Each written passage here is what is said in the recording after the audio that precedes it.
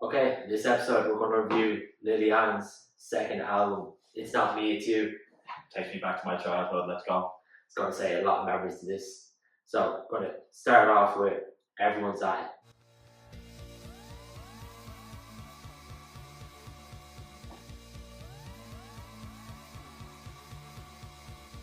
The sirens kicked it off there. Yeah, this is a perfect start.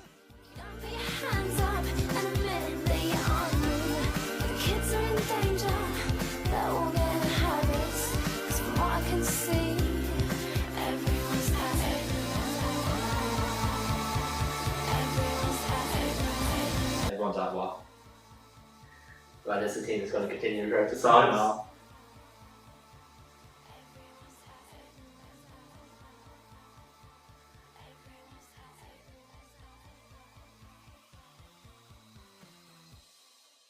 Yeah, everyone's at it. Yeah, no, straight away, one of the most iconic voices of the 2000s UK scene. She'd have to be top 3 up there for me. Yeah, listen to it, there's just there's so much nostalgia. I mean, it's literally like you're watching Gavin and Stacey in between this for the first time. Like that song, that era, like. I remember listening to this album when I was, 10 out in 2009, so I would have been 10. Listen, I actually had it on CD in my dad's car and singing some of the words that you're going to be hearing throughout this album. What was I thinking?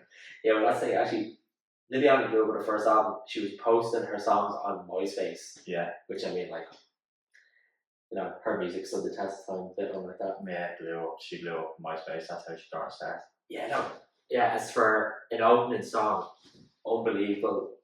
She moved away from the kind of reggae in the first album, and this is like electropop. You hear that siren starting off. That's what I'd label as a perfect start to an album. Vocals. And yeah, as I said, that kind of electropop kind of vibe kind of gets you listening straight away, definitely. Yeah, well, that was a good opening. What's coming next now? Fear.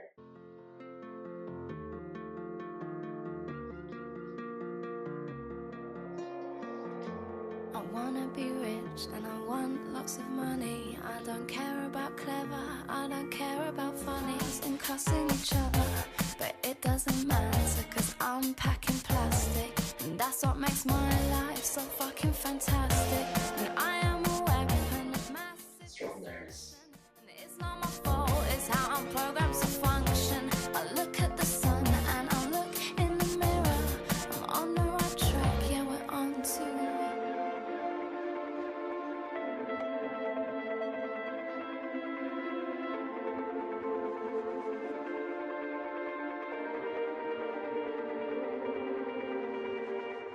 Yeah, wow, Fear. Yeah, I think that was the first track off the album, to be honest. I just remember watching the music video years ago. I think she's in kind of like a trailer park walking around, but it's kind of the way she's speaking there is kind of, she's 22 years old when this album came out, so it's aimed at what maybe females in a way have to do to try and get that popularity, and that she doesn't maybe agree with. Yeah, like it's kind of that thing in 2000, especially in the UK, you know, you had it's kind of the X Factor, it's Big Brother, it's all that celebrity and tabloid culture, and that's just so much like I'm a weapon of mass consumption. It's not my fault, it's how I'm programmed to function. Like that's what society's programmed to do. But like, this song blew up. As I said, it actually knocked Lady Gaga off the top of the charts in the UK when it came out. 2009, yeah. Wow. Yeah. Right, so moving on to that. Again, another banger we're going into. Not Fair.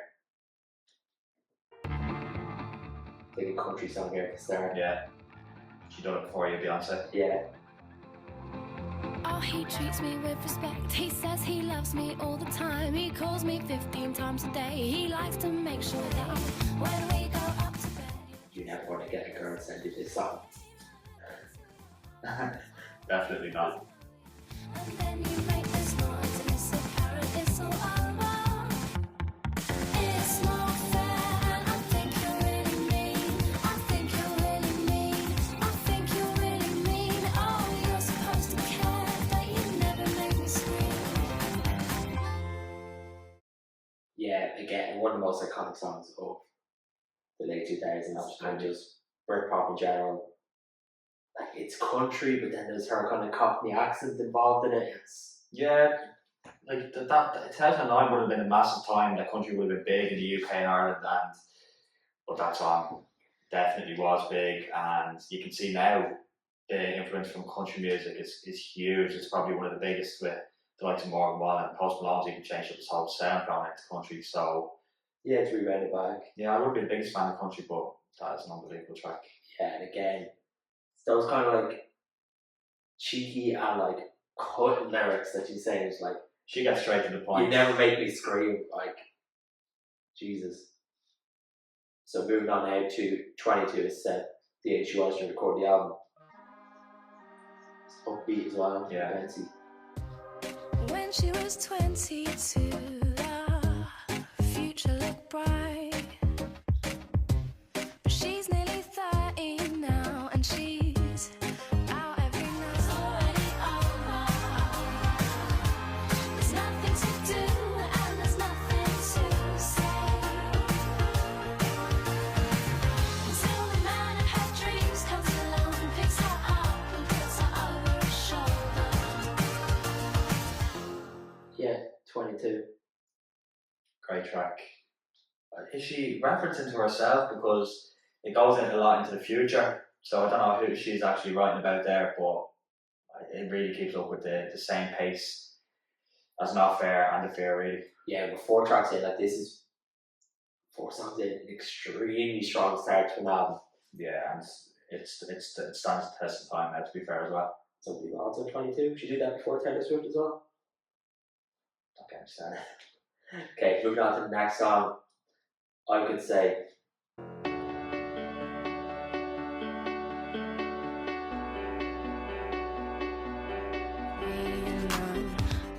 with the 22 records.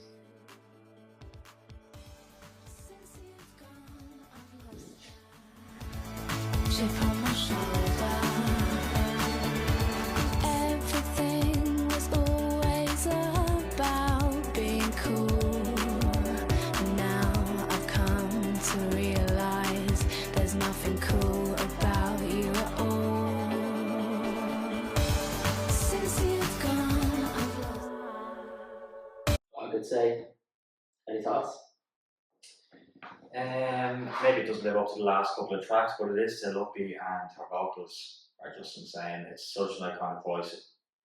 Probably after Amy Winehouse in the 2000s, I'd give her the most iconic voice. And again, being kind of proud of having like her own voice, like singing in that Cockney accent. Yeah, she stands to that, absolutely. You know, not trying to Americanise it for that audience. I'm pretty sure she, her whole family's famous, and that she puts that on as an act, but we'll go with it. Yeah, look, I'm not going to say anything about her being an Apple baby because this album is unbelievable. Yeah, it is. Okay, going into back to start with. So I think Daft Punk here is playing on the.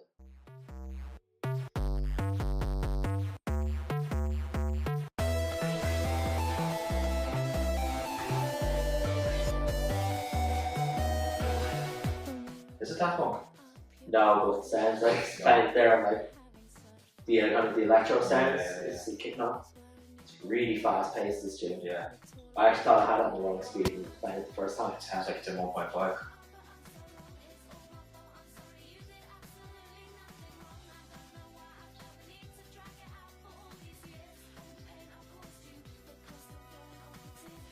Voice. Yeah, this song she's actually apologising to her sister through a lot of it. Oh yeah? Yeah, and that's the theme you're going to see throughout. She actually has songs in this dedicated to her sister, her mum, her dad.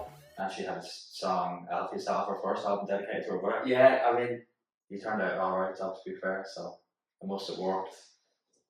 yeah, there's not much I have to say on this tune. Again, I like the pace of it though. She's picking up, and it's like that electro sound that she's bringing into it. The electro sounds nice, but it might be a bit too much. It does sound like it's in 1.5 too. Okay, so kicking on now to Never Gonna Happen. I don't wanna hurt you, cause I don't think it's a virtue, but you. It's Italian restaurant. Yeah. Believe me when I tell you that I never wanna see you again. And please can you stop calling, cause it's getting really boring, and I've told you I don't wanna be friends. Believe me when I tell you that.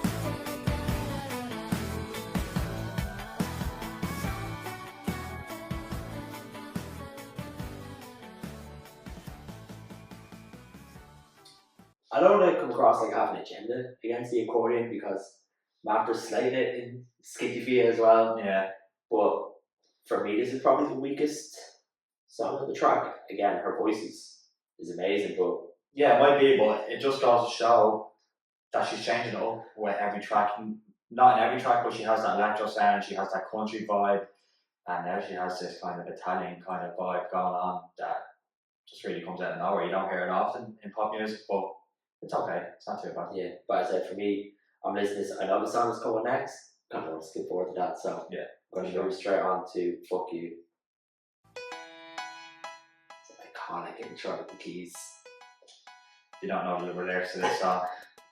I don't know. Look inside your tiny mind and look a bit hard. Fuck you very, very much. 'Cause we hate what you do and we hate. It's definitely directed at someone. Do you know who it is? No. George Bush. Is it? Yeah. Wow. That's what the song was written about at the time. So George. Oh yeah. I was thinking George Ezra. I don't know what George Ezra did anyway. Oh, this makes me like the song a lot more that it's dedicated to George Bush. Oh, it's catchy. It's just.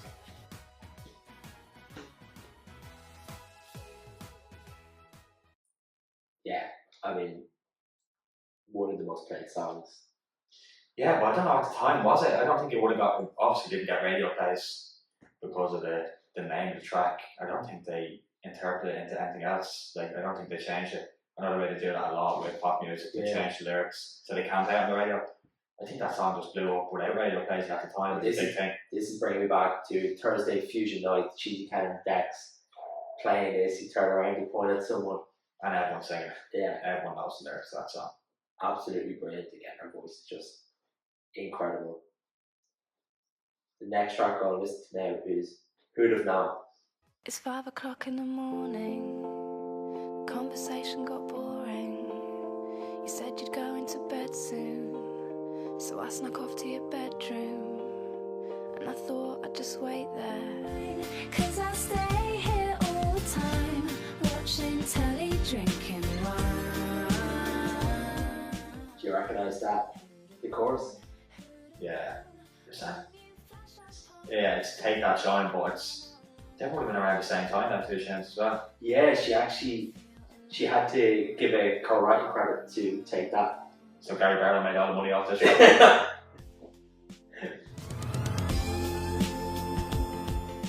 It's better than Take That anyway. Yeah. That's it. Yeah, as you were saying, I think she'd actually written this and that refrain, and it wasn't until she played it for the record company that they said, well, that song's already out. Let's Take That Shine. It is very similar, but I'd sway more towards that. Yeah. I would Take That So Shine. I said, when you scroll down on the writing credits, Gary Barlow is down there as a writer. Gary Barlow would have got a hell of a lot of money, probably more than what Lily Allen got for that track. Yeah. Okay, moving on now, we're going to Chinese.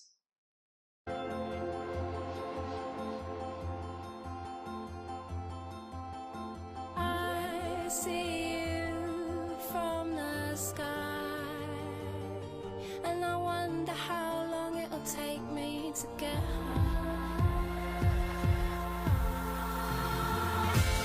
I don't want anything more than to see your face when you open the door. You'll make me beans on toast and a nice cup of tea, and we'll get a Chinese and watch TV.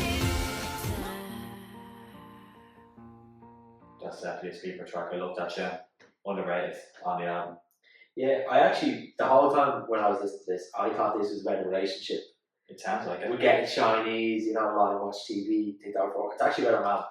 Is it? And again, that theme of family that flows throughout the album. Yeah. Absolutely. Okay, moving on to the next song. This is a hymn. Please take me away from this place. I cannot bear to see the look upon your faces. And if there is some kind of God, do you think he's pleased when he looks down on us? I wonder what he sees.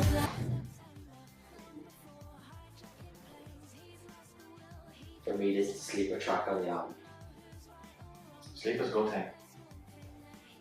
Yeah, You like this tune? I like this tune.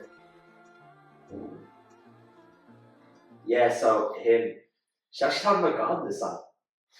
Respect. Yeah, critiquing him, you know, Critiquing him. yeah, critiquing him. Oh wow. You weren't in there. A bit more cultural thing. She does, don't think she slates them, but Creedence Clear Water the band. Won't stand for any of that, they got some great songs. Yeah, absolutely. Okay, so we're rounding it off now with the final song, He Wasn't There. He wasn't there when I needed him. No, he was Bit of a slower intro this time. Yeah. His Very old school. reputation was preceding him, and he was out on the town sometime. And I'm glad that I gave it to him, 'cause now everything's fine. Now you see, you're my hero in disguise. I'm so pleased I never gave up on him, 'cause now everything's fine. Yeah, so tied up the team of family. This one's about her dad now. Oh, she got everyone in. Yeah. As a look for a closer, it's probably not my favourite song on the album. No. Do you have any thoughts on it? Yeah, for a closer, it's not great. It doesn't. It's not to the same level as some of the other tracks in the album. It's okay. Like, it's an easy listen, but it wouldn't be one of my favorite tracks in the album. I'll be honest.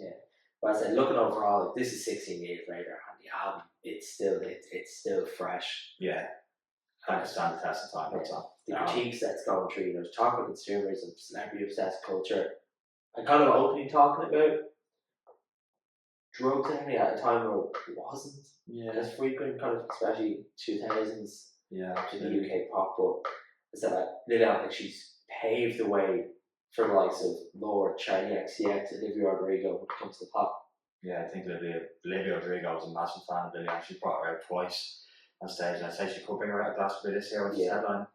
You can definitely see the influence of Lily Allen in Olivia Rodrigo. No, 100%. Yeah, so for me,